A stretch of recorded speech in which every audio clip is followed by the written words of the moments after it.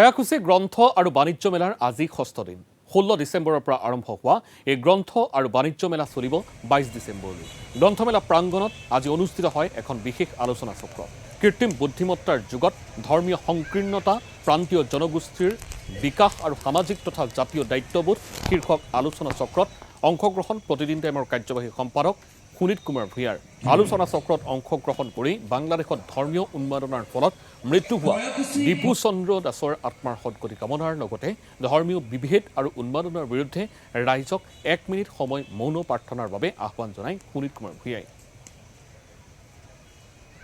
আমি অহিংসা বিচাৰোঁ, কোনো কাৰণতে আমাক হিংসা নালাগে। সেইবাবে কয়াকুছি গ্ৰন্থ আৰু বাণিজ্য মেলাৰ বাতৰিৰ পৰা মাননীয় সঞ্চালক মহোদয়ৰ অনুমতি সাপেক্ষে এটা বাৰ্তা গ্ৰহণ কৰা যাওক। যিহেতু সাম্প্ৰতিক সময় আৰু ধৰ্মীয় সংকীৰ্ণতা আৰু সামাজিক দায়বদ্ধতাৰ ওপৰত আলোচনা কৰা হৈছে,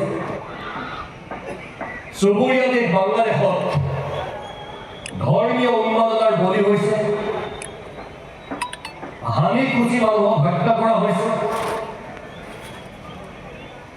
সেয়া যি ধৰ্মই নহওক লাগিলে, যোনে নকৰক লাগিলে, হত্যা হিংসা কেতিয়াও আমাৰ কাম্য নহয় আৰু আমি সেয়া গৰিহণা দিওঁ, আমি সেয়া বেয়া পাওঁ।